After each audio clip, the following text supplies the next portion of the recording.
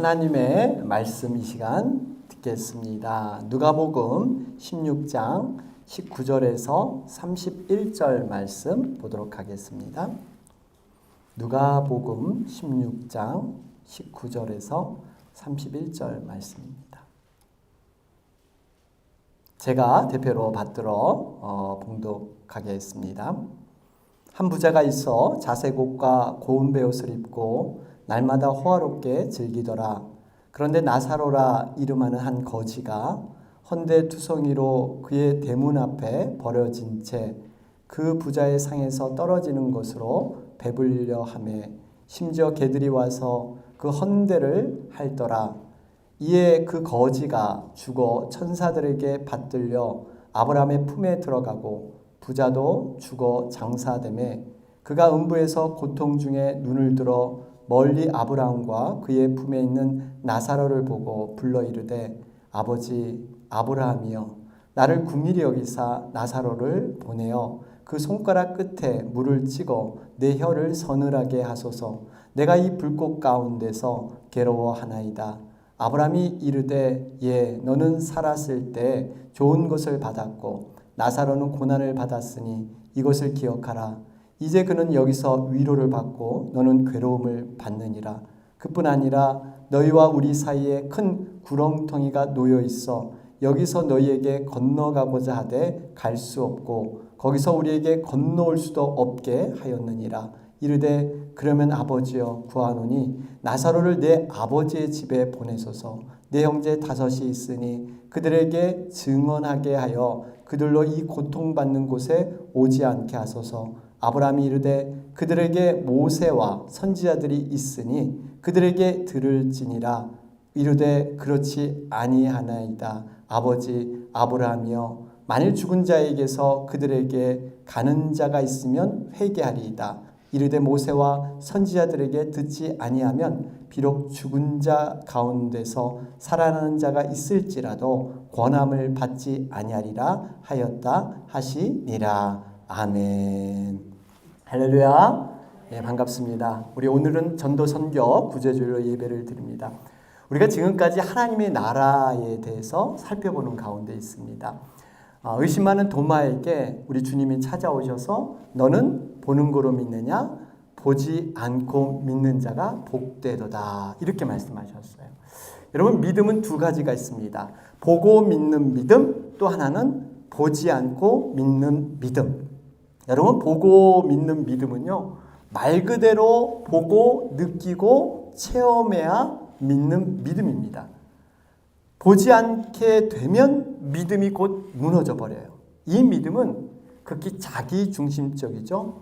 믿음의 열심은 있으나 환난과 시험을 만나면요. 모래 위에 쌓은 집처럼 금세 무너지는 것. 여러분 이것이 보고 믿는 믿음입니다. 마치 제자들이요. 부활 전에 자기 열심을 가지고 예수님을 쫓았지만 결국 실패하고 말았습니다. 바로 이것이 보고 믿는 믿음의 모습이죠. 반면에 보지 않고 믿는 믿음이 있습니다. 여러분 이 믿음은 자기 자신을 부인하고 자기 십자가를 지고 성령님의 이끄님을 받는 믿음입니다. 여러분 우리가 믿음이란 순수한 뜻을 생각해 보면요. 믿음은 내가 이해되어서 받아들여는 동의하는 이런 것이 믿음이 아닙니다. 철저한 자기 부인, 순종이 있어야 믿음이 완성돼요. 우리가 잘 아는 갈라디아서 2장 20절 말씀이죠. 여기 보면 내가 그리스도와 함께 십자가에 못 박혔나니 그런즉 이제는 내가 사는 것이 아니요 오직 내 안에 그리스도께서 사시는 것이라. 이제 내가 육체 가운데 사는 것은 나를 사랑하사 나를 위하여 자기 자신을 버리신 하나님의 아들을 믿는 믿음 안에서 사는 것이라. 분명히 예수님을 믿으면 내가 사는 게 아니래요. 과거에 나는 죽고 이제는 내 안에 사는 그 그리스도의 영이 그 기준이 나를 살게 하는 거예요. 여러분 이것이 바로 보지 않고 믿는 믿음입니다. 그런데 참 안타까운 현실은요. 예수님을 영접하고 구원을 받았는데 여전히 내가 주인이 돼서 그리스도의 영으로 사는 게 아니라 내 생각과 내 판단으로 살아가는 사람이 많다는 겁니다. 말씀과 성령님께서 마음에 감동을 주고 자극을 주어도 반응이 없이 그저 내 자신의 길로 가는 이러한 사람들이 많다는 거예요. 여러분, 이런 상황에서 하나님은 굉장히 안타깝게 생각을 하십니다. 성령님께서 탄식하시며 기도하고 계세요. 하나님께서 은혜의 기회를 주시고 하나님 나라를 체험할 기회를 주실 때 그것을 순종하여 받아들이는 것, 여러분 이것이 진정한 복인 줄로 믿습니다. 여러분, 보지 않고 믿는 믿음은요, 보이는 것에 의존하는 것이 아닙니다. 철저히 하나님의 말씀, 성령님을 붙잡고 나아가는 믿음이 바로 보지 않고 믿는 믿음이에요. 말씀이 가라 하면 가고 멈추라 하면 멈추는 것. 여러분, 때로는 우리 눈앞에 어려운 그런 고난의 환경이 있을지라도요, 부활의 영으로 하나님의 그 이끄심을 바라보면서 하나님의 섭리, 큰 그림을 바라보며 포기하지 않고 나가는 것. 여러분, 이것이 보지 않고 믿는 믿음입니다. 우리가 성령의 9가지 열매 가운데 충성이라는 것이 있죠. 충성. 여러분, 이 충성은 뭔가 성실하게 사역을 해서 어떤 큰 일을 이뤄내는 것, 이것이 아니라요, 끝까지 붙어 있는 거예요. 포도나무 되시는 그 예수님, 거기에 가지로서 비가 오나 눈이 오나 환경이 바뀌든 간에 끝까지 붙어 있는 것, 남아 있는 것, 여러분 이것이 바로 충성인 줄로 믿습니다. 그래서 이처럼 보지 않고 믿는 믿음이 중요합니다. 이 믿음은요, 우리 주님께서 강조하신 이유가 있다 그랬죠? 왜냐하면 보지 않는 것을 강조한 이유는 하나님 나라가 보이지 않기 때문에. 결국 하나님 나라를 이해하려면 보이지 않는 믿음을 통해서만 이해하고 바라볼 수 있기 때문에, 여러분, 보이지 않는 믿음에 대해서 우리 주님이 강조하셨어요. 보는 거로 믿는 믿음. 여러분, 이것은 하나님 나라를 이해할 수가 없습니다. 예수님 당시에 제자들을 포함한 유대인들은요, 안타깝게도 바로 보는 거로 믿는 믿음, 바로 이 믿음을 갖고 있었죠. 그래서 하나님 나라를 현세적인 나라, 눈에 보이도록 이 땅에 임하는 나라, 이렇게 생각을 했어요. 그래서 예수님께서 예루살렘에 입성하셨잖아요. 그러니까 이들은 이렇게 생각했죠. 야, 드디어 우리 예수님이 왕이 되셔서 하나님 나라를 이 땅에 시작하시는구나. 이제 로마인들은 다 멸망당할 거야. 그럴 때 나도 한 자리를 얻어야 하는데 도대체 내 자리는 어느 자리지? 여러분, 이것이 바로 제자들의 생각이었습니다. 오로지 하나님의 나라가 자신의 생각대로 이 땅에 이루어질 것이다, 이렇게 생각을 했던 거예요. 그래서 온통 관심사가 언제 하나님 나라가 이루어지지? 이거였어요. 언제 이루어져야 내가 이 제대로 된 자리를 차지하지? 이런 생각을 해요. 그럴 때 예수님이 말씀하시죠. 하나님의 나라는 볼 수 있게 임하는 것이 아니라 여기 있다 저기 있다 못하리니 하나님의 나라는 너희 안에, 이미 너희 안에 임했느니라. 여러분, 하나님 나라는요, 보이는 것이 아닙니다. 이미 성령님께서 우리 안에 내주하듯이 우리 안에서 이루어진 것이 하나님의 나라인 줄로 믿습니다. 우리가 오늘 처음 올려드린 찬송가 438장, 여러분 이 가사가 너무나 은혜롭지 않습니까? 신앙 고백이에요. 이 고백은 내 영혼이 은총 입어 중한죄짐 벗고보니 슬픔 많은 이 세상도 천국으로 화하도다. 슬픔이 많은 이 세상에도요, 천국을 누릴 수 있다는 거예요. 주의 얼굴 뵙기 전에 멀리 뵈던 하늘나라, 죽어서 가는 하늘나라가 아니죠. 내 마음속에 이루어지니까 날로 가깝도다. 하나님이 내 마음속에 이루어지는 거예요. 높은 산이 거친 들이 초막이나 궁궐이나 가난한들 어떠리 부한들 어떠리 내 주 예수 모시면 그 어디나 하늘나라. 여러분, 그러니까 하늘나라가 환경이 좋아야만 하늘나라가 임하는 게 아니에요. 여기 보니까 슬픔 많은 이 세상도, 초막에서도, 가난 중에서도 예수님 오시면 그곳이 하나님의 나라가 된 줄로 믿습니다. 이렇게 하나님의 나라가 충만히 임하게 되면요, 어떤 일이 일어나면요, 상상하지 못하는 일들이 일어납니다. 정말 내가 주인이 아니라 내 안에 사신 예수 그리스도께서 끌고 가시기 때문에 내 생각을 완전히 뒤집어 엎어요. 나는 별로 원하지 않는데 나도 모르게 하나님의 뜻에 순종하게 됩니다. 과거에는 그렇게 미운 사람, 정말 저 사람 꼴 보기 싫은 사람인데 어느 순간부터 구애한 마음이 생기고 불쌍한 마음이 생기기 시작해요. 그를 위해서 기도하기 시작합니다. 과거에는 섬김을 받는 것을 좋아했는데 이제는 남을 섬기는 것이 큰 기쁨이고 행복이라는 것을 깨닫게 됩니다. 교회 사역이 나와는 별로 상관없다고 생각을 했는데 어느덧 내 일로 여겨지면서 내 사명으로 생각하게 돼요. 여러분, 이 모든 것이 하나님 나라가 내 안에 충만해지니까, 그리스도의 영이 가득 차니까 이러한 변화가 시작되는 거예요. 그런데 놀라운 것이 있죠. 우리 안에서 이루어진 하나님 나라는요, 우리 안에 고여 있거나 멈춰 있지 않다는 거예요. 하나님 나라는 흘러가게 되어 있습니다. 내 안에 충만하게 임한 하나님 나라는요, 반드시 넘쳐서 주변으로 흘러가서, 여러분, 그것이 하나님 나라가 확산되는 거예요. 이것이 어떻게 가능합니까? 바로 복음을 전함으로.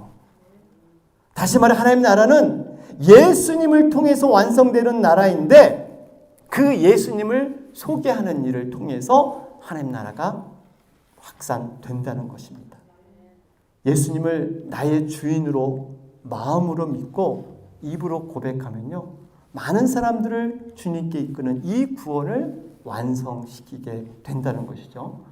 우리는 분명 영적인 존재예요. 여러분, 하늘을 바라보며 사는 존재가 바로 사람입니다. 그래서 사람을 여기 보면 헬라어로 안드로포스 이런 말을 하는데, 이 뜻이 뭐냐면 땅을 쳐다보고 사는 게 아니라 위를 쳐다보고 사는 존재, 이런 뜻이에요. 하늘을 쳐다보고 사는 존재, 이게 바로 사람입니다. 이 의미는 사람은 영적인 존재이기 때문에요, 세상에 있는 그 어떤 것으로도 마음의 충족을 시킬 수가 없습니다. 세상의 갈증을 해소할 때 세상 것으로 되지 않는다는 거예요. 마치 여러분, 목마를 때 우리가 탄산음료를 마시면요, 그때는 금세 갈증이 해소될 것 같은데 또다시 목마름이 또 일어납니다. 계속 탄산음료를 마시지만 여러분, 그 목마름이 해결되지 않아요. 여러분, 목이 마를 때는 물을 먹어야 돼요. 생수를 마셔야 됩니다. 그래야 갈증이 해소될 수가 있어요. 여러분, 그 생수가 바로 예수 그리스도인 줄로 믿습니다.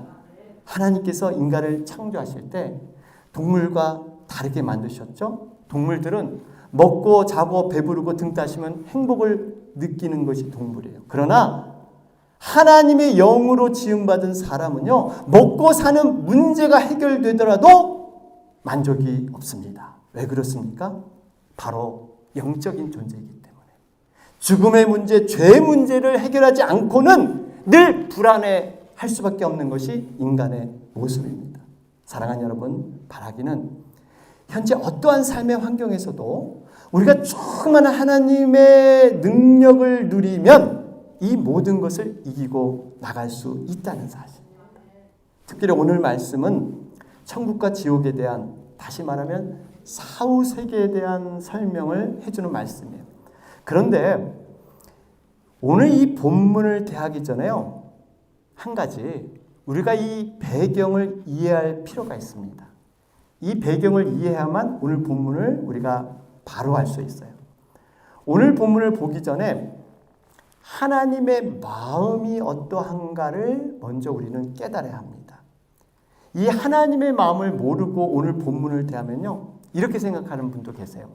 하나님께서 괜히 지옥이라는 것을 만들어서 예수 믿지 않으면 지옥 가는 것으로 이렇게 만들어가지고 이렇게 사람들을 곤란하게 만든다, 이런 오해를 할 수 있어요. 여러분, 지옥은 어떤 곳입니까? 지옥은 하나님의 구원을 받아들이지 않는 사람들에게 주어지는 어쩔 수 없는 것이에요. 그러니까 이미 사람들은 죽음의 바다에 던지워졌습니다. 죄와 사망의 그 죽음의 바다에서 던져서 혼자 힘으로는 도저히 빠져나올 수가 없어요. 하나님께서 사랑으로 그런 사람들을 건지기 위해서 온갖 모든 방법을 다 동원시키셨어요. 구약에 보면 믿음의 사람들을 보내고 선지자들을 보내고 어떻게든지 구원하려고 하나님은 애썼지만 다 거절했습니다.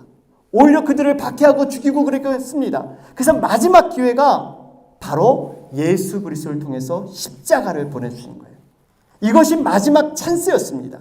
마지막 구원을 받을 수 있는 기회였어요. 아무런 공로, 자격 조건 필요 없습니다. 그저 믿기만 하면 구원받을 수 있는 길, 그것을 예수 그리스도 통해서 보내주신 거예요. 여러분 한번 생각해 보세요. 세상에는 얼마나 자격 조건, 학력, 배경, 또 인간적인 이 백그라운드, 또 인간관계, 이런 기타 등등을 얼마나 따집니까? 이래서 안 되고 저래서 안 되고. 그런데 하나님께서는요, 구원의 방법으로 아무 조건 없이 그저 하늘로부터 내려준 이 밧줄, 그 예수 그리스도를 붙잡으면 살려주시겠다. 그런데 이 밧줄을 끝까지 거절하는 사람들이 있어요. 내 힘으로 이 죽음의 바다에서 한번 빠져나와 보겠다, 이렇게 고집 부리면서 버티는 사람들이에요. 여러분, 결과는 어떻습니까? 구원의 밧줄을 잡지 않으면 자연히 죽을 수밖에 없는 거예요. 왜냐하면 구원은 절대적으로 인간이 할 수 없습니다. 구원은 뭔가 외부에서 도움을 통해서 얻어지는 것이지 절대 인간 스스로 구원할 수 없기 때문에 결국 지옥에 갈 수밖에 없는, 심판받을 수밖에 없는 거예요. 여러분, 우리 하나님께서 얼마나 이 구원의 밧줄을 던져주면서 얼마나 소리를 치셨을까요? 정말 이 밧줄을 잡아라, 그래야만 살 수 있는데 네가 정말 이 밧줄을 잡길 원한다. 우리는 이 하나님의 마음, 그 마음을 우리는 붙들어야 될 줄로 믿습니다. 자, 이런 하나님의 마음을 살펴보면서 오늘 본문을 대해야 돼요. 오늘 본문이 있기까지 그 흐름을 좀 여러분 아셔야 되는데, 하나님의 마음을 이해하기 위해서 오늘 본문이 누가복음 16장이잖아요. 근데 15장에 보면 어떤 얘기가 나오면 이런 얘기가 나옵니다. 잃어버린 세 가지 비유가 나옵니다. 15장에 우리 화면에 보시면 잃은 양의 비유, 잃은 동전, 잃은 아들에 관한 얘기, 다 잃어버린 거에 대한 얘기가 나와요. 어느 목자에게 100마리 양이 있었는데요, 한 마리를 양을 잃어버렸습니다. 그런데 목자는 99마리 양들을 그냥 그대로 두고, 위험에 처할 수도 있어요. 그런데 그대로 두고 한 마리를 찾기 위해서 애타게 물 건너 정말 산을 넘어서 찾아 나서기 시작합니다. 어떤 사람이 동전 하나를 잃어버렸습니다. 그러니까 등불을 켜가지고 온 집안을 샅샅이 뒤지면서 찾아낼 때까지 뒤지고 쓸고 해서 기어이 동전 하나를 찾아냈어요. 그런데 이 사람이 이웃을 초청해서 잔치를 벌입니다. 찾아낸 동전 가격보다, 그 액수보다 더 큰 돈을 들여가지고 그 기쁨이 넘치니까 이웃 사람들에게 돈을 쓰는 거예요. 또 잃은 아들을 찾는 얘기가 있죠. 탕자의 비유. 둘째 아들이 아버지 재산을 미리 다 챙겨서 허랑방탕한 생활을 하고 살다 못 살겠으니까 집으로 하는 수 없이 돌아왔을 때요, 아버지는 아무런 야단을 치지 않습니다. 그저 큰 사랑으로 맞이하면서 큰 잔치를 벌입니다. 예전과 똑같은 아들로 그 둘째 아들을 대우해 줍니다. 이 세 가지 비유의 공통점은요, 세상의 원리와는 다르게 어떤 수적인 비교를 해서 어느 것이 이득이고 어느 것이 손해인가 이렇게 따져서 행동하고 있지 않다는 거예요. 오로지 잃은 것에 대해서, 오로지 잃은 것에 대해서 그 안타까움을 가지고 애타는 심정으로 그 하나를 찾는다는 겁니다. 한 사람이 회개하고 돌아올 때 그 나머지보다 더 기뻐하고 정말 축제를 벌이는, 이것이 바로 하나님의 마음이라는 거예요. 한 영혼을 천하 만물보다 더 귀하다고 여기셨어요. 여러분, 이것이 이해돼요? 한 영혼을 이 세상의 모든 천하 만물보다 귀하다고 말씀하셨습니다. 그런데 이런 하나님의 마음을 못마땅해 여기는 그러한 사람들이 있었죠. 바로 바리새인들입니다. 이 바리새인들은요, 하나님이 자신들만 선택했다고 자신만이 칭찬의 대상이지 이방인들은 당연히 구원받지 못하고 그냥 지옥의 땔감이다, 이렇게 생각했던, 마음엔 전혀 긍휼의 마음이 없었습니다. 이러한 불의한 사람에게 주시는 말씀이 그 다음에 나오는 누가복음 16장 1절에서 13절 말씀이에요. 거기 보면 불의한 청지기의 비유가 여러분 나오지 않습니까? 물질을 바른 곳, 영원한 하나님의 나라 위에 사용하지 않고 그저 자신의 배만 채우는 데 사용했던 불의한 청지기. 이걸 예수님이 책망하십니다. 하나님과 재물은 동시에 섬길 수 없다. 그러자 바리새인들의 반응이 무엇이냐면요, 그들은 돈을 좋아했습니다. 그러니까 예수님의 말씀을 무시하면서 비웃기 시작합니다. 그러한 비웃음을 던지는 바리새인들에게 주님께서 말씀하신 본문이 바로 오늘 본문 말씀이에요. 그저 눈에 보이는 이 재물만 쫓았던 이 바리새인, 너희들 제대로 이 말씀을 들어라. 너희들이 비록 지금 이 세상에선 배부르고 부유하게 살지만 죽음 후에는 반드시 그 운명이 바뀔 것이다. 이것이 주님의 가르침입니다. 그러면서 오늘 본문은요, 왜 우리가 전도하며 선교해야 하는가, 그 이유를 분명하게 말씀해 주고 있습니다. 오늘 본문 23절 말씀을 보시면 거기에 이렇게 기록되어 있죠. 그가 음부에서 고통 중에 눈을 들어 멀리 아브라함과 그의 품에 있는 나사로를 보고, 여기서 음부라는 것은요, 영원한 형벌의 장소입니다. 바로 지옥입니다. 이곳은 목마름의 고통이 있고요, 구더기와 불꽃이 영원히 꺼지지 않은, 정말 죽고 싶어도 죽을 수 없는 곳, 여러분 이곳이 지옥입니다. 근데 이 지옥은 어떤 상상이나 가상으로 지어진 곳이 아닙니다. 천국이 있듯이 반드시 지옥도 있다는 사실이에요. 그래서 오늘 본문에 두 사람이 등장하죠. 한 부자가 있었고 거지 나사로라는 사람이 있었어요. 그런데 특별한 것이 있죠. 여러분, 부자는 아예 이름이 거론되지 않았습니다. 왜 그럴까요? 하나님 보시기에 가치가 없었기 때문에. 그러나 거지 나사로는 이름이 명시되어 있어요. 이건 하나님께서 중요하게 보셨다는 거예요. 그런데 이들의 삶이 지상에서는요, 지금과는 정반대의 삶이었습니다. 부자는 이 땅에서 이름만 대면, 아무개 하면 누구나 알 수 있는 유명한 사람이었습니다. 모든 사람이 부러워하고 존경받는 사람이 바로 부자였어요. 어느 정도였냐면요, 오늘 말씀을 보니까 자색옷과 고운 베옷을 입었다 그랬어요. 여러분, 자색옷은 왕족들이 입는 고가의 옷입니다. 이 자색옷을 만들 때 그 염색하는 그 염색물을 이렇게 얻기 위해서는요, 달팽이에서 아주 소량으로 나오는 자연 색소, 그것도 이 두로라라는 곳, 그 지중해 해안, 그 특별한 장소에서만 이 달팽이를 발견할 수가 있습니다. 그래서요, 이 자주색으로 염색한 겉옷은 이 한국 돈으로 이 시가를 따지면 거의 1억. 여러분, 우리 미국 돈으로 약 10만 불. 옷 한 벌에 한 10만 불 되는 이러한 정말 고가의 옷입니다. 상상하지 못하는 가격이에요. 고운 베옷은요, 이집트에서 수입한 것으로 부드럽기 아주 유명한 옷이라고 합니다. 얼마나 이 옷이 귀했던지 옷무게와 금을 이렇게 달아서 금값을 지불할 정도로 평범한 사람은 상상하지 못하는 고가의 옷이었습니다. 한마디로 이 부자는 재력이 상당한 사람이었어요. 반면에 거지 나사로는 여러분 어떻습니까? 잔치에서 남겨진 음식 찌꺼기로 배를 채웠습니다.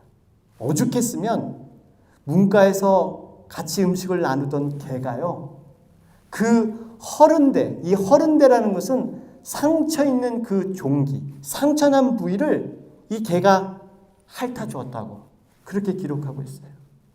여러분, 세상적으로 보면 얼마나 처량합니까? 얼마나 안타까워요. 그러나 그에게는 특별한 것이 있었습니다. 하나님께서 인정하는 이름이 있었어요. 그게 바로 나사로. 나사로란 뜻은 하나님이 도우시는 자, 이런 뜻이에요. 하나님이 도우시는 자. 그러니까 이 사람은 단순히 가난하다고 해서 구원받은 건 아니에요. 여러분, 그래서 구원받는 건 아니에요. 이 사람은 하나님을 인정했기 때문에 구원받은 줄로 믿습니다. 이 두 사람의 인생, 이 땅에서는 이렇게 감히 비교할 수 없는 이러한 인생이었는데, 죽음 이후에는 완전히 상반된 그러한 인생이 되었습니다. 부자는 음부의 고통에 처했고, 거지 나사로는 천국, 하나님 나라에 들어갔습니다. 우리는 여기서 중요한 교훈을 발견할 수가 있습니다. 죽음은 부자이든 가난하든 간에 누구에게 공평하다는 사실이에요. 죽음은 누구에게나 공평합니다. 그리고 죽음 후에는 반드시 심판이 있다는 겁니다. 갈림길이 있어요. 천국과 지옥의 갈림길. 그러면서 죽음 이후의 삶이 과연 어떻게 전개될 것인가, 오늘 본문을 통해서 몇 가지 사실을 알 수가 있습니다. 첫 번째로는요, 죽음 이후에도요, 이 땅의 삶의 흔적들을 기억하면서 어떤 분명한 의식이 있다는 거예요. 여러분, 죽음 후의 삶이 이 땅의 생활을 기억하지 못하는 게 아니라 기억을 해요. 그리고 죽음 이후에도 뭔가 의식이 있어요. 오늘 25절 말씀을 보세요. 너는 살았을 때 좋은 것을 받았고 나사로는 고난을 받았으니 이것을 기억하라. 이제 그는 여기서 위로를 받고 너는 괴로움을 받느니라. 여러분, 우리가 죽은 후에 경험되는 하나님 나라는요, 이 땅과 완전히 분리되어 관계없는 곳이 아닙니다. 우리가 살았을 때 우리가 이뤘던 행동들을 기억하고 있다는 거예요. 그리고 그곳에서 위로와 괴로움을 느낀다는 것입니다. 어떤 의식이 분명히 있다는 거예요. 인지할 수 있다는 겁니다.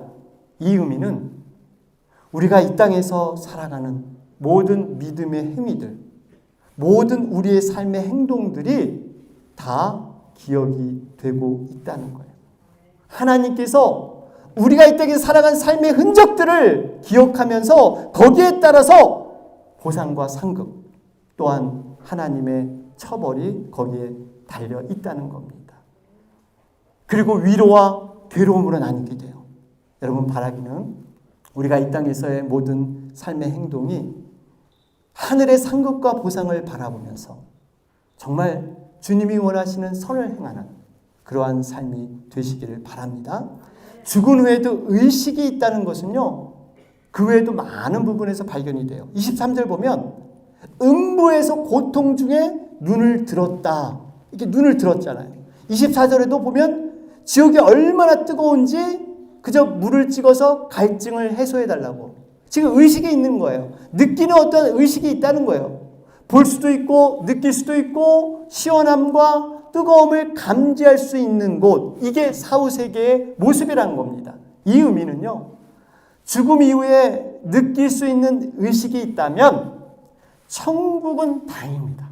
천국은 행복하죠. 그런데 문제는 지옥은 여러분 어떻겠습니까? 의식이 없으면 좋으련만 참을 수 없는 고통이 계속되는 것. 죽고 싶어도 죽을 수 없는 무서운 곳이 바로 지옥이라는 거예요. 결국 부자는요, 지옥에 가서 철이 들기 시작합니다. 그런데 때는 이미 늦었습니다. 자신이 살아생전 깨닫지 못한 진리를 나중에 지옥 가서 깨닫게 되는데 이미 늦었어요. 그래서 나사로를 자신의 형제에게 보내주길 원하죠. 안타깝게 돌아갈 수가 없습니다. 28절을 보시면 내 형제 다섯이 있으니 그들에게 증언하게 하여 그들로 이 고통받는 곳에 오지 않게 하소서.